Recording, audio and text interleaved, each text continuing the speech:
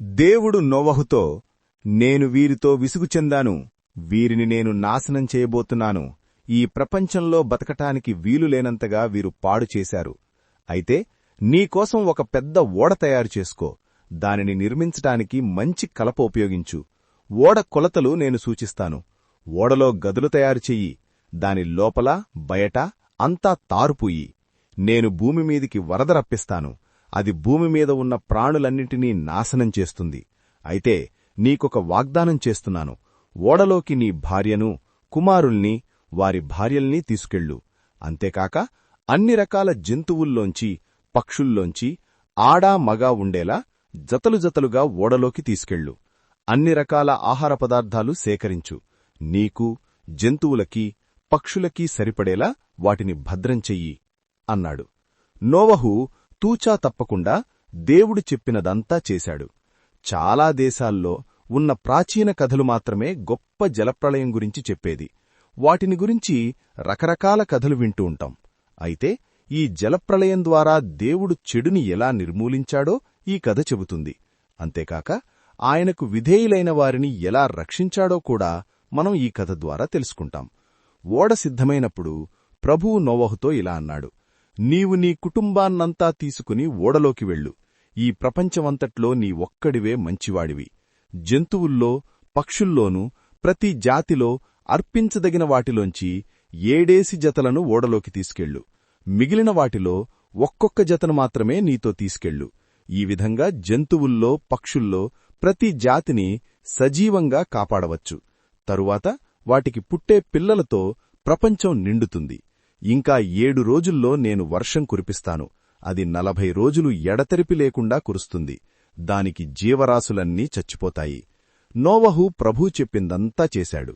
నోవహు, అతని భార్య, అతని కుమారులు, వారి భార్యలను కూడా ఓడలోకి తీసుకెళ్లాడు. దేవుడు చెప్పినట్టే నోవహు జంతువుల్ని, పక్షుల్ని తాను తయారుచేసిన ఓడలోకి చేర్చాడు. అంతా ఓడలోకి వెళ్ళాక ప్రభువు ఓడ తలుపు మూసేశాడు. 7 రోజుల తరువాత భయంకరమైన వరద పరవళ్లు తొక్కుతూ వచ్చింది. నోవహు 600 సంవత్సరాల వయస్సులో ఉన్నప్పుడు ఇది సంభవించింది. 40 రోజులు ఎడతెరిపి లేకుండా కుండపోతగా వర్షం కురిసింది.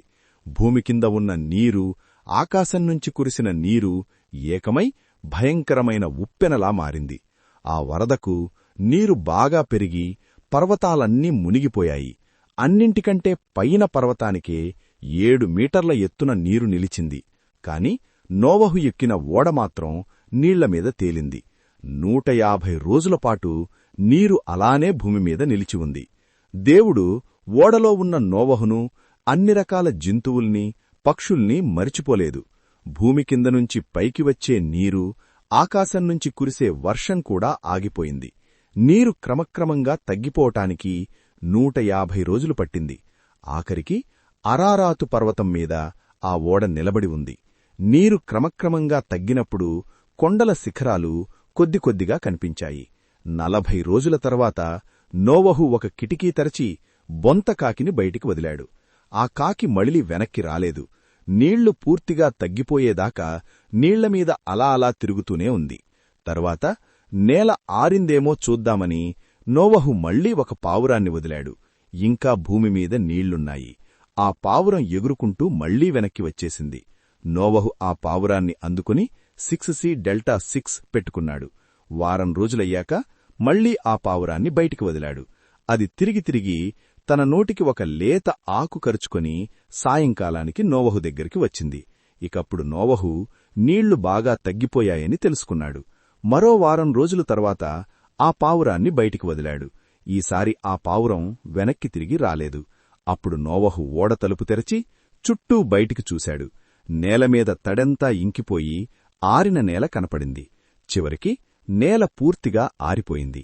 అప్పటికి నోవహు వయస్సు 601 సంవత్సరం. దేవుడు నోవహుతో ఇలా అన్నాడు: ఓడలోంచి నీ కుటుంబంతో కలిసి బయటికి వెళ్ళు. నీతో పాటుగా ఓడలోకి వచ్చిన పక్షులు, పశువులు, భూమిమీద తిరిగే ప్రతి జాతి పురుగును, జంతువుల్ని బయటికి తీసుకువెళ్ళు. అవి మళ్లీ పిల్లల్ని పెట్టి భూమి అంతా విస్తరిస్తాయి.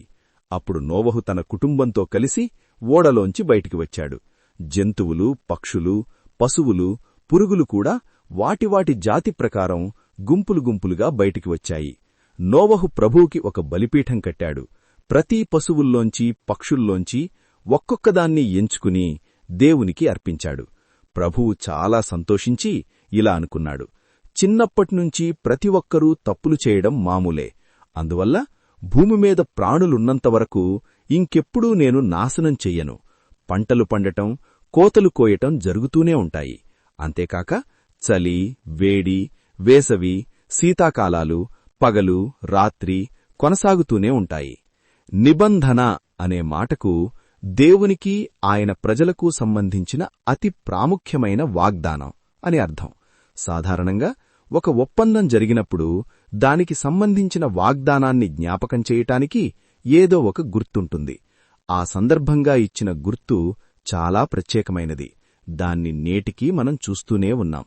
దేవుడు నోవహు అతని కుమారులతో, నేను నీతో నీ కుమారులతో ఒక నిబంధన చేస్తున్నాను. మీకు, మీ తర్వాత జీవించే వారికి కూడా ఇది వర్తిస్తుంది. మీతో పాటుగా ఓడలోకి వచ్చిన వాటన్నిటికీ కూడా ఇది వర్తిస్తుంది. నీటి వరదతో భూమిని ఇక ఎప్పుడూ నాశనం చేయనని నేను వాగ్దానం చేస్తున్నాను. వరదగుడి ఇంద్రధనస్సు మీకు, అన్ని ప్రాణులకు గుర్తుగా ఉంటుంది. ఆకాశంలో వరదగుడి కనిపించినప్పుడల్లా నా నిబంధనను జ్ఞాపకం చేసుకుంటాను. భూమిమీద ప్రాణంతో జీవించే వాటిని ఇంకెప్పుడూ నేను నాశనం చెయ్యను అని వాగ్దానం చేశాడు. నేను నాశనం చెయ్యను అని వాగ్దానం చేశాడు.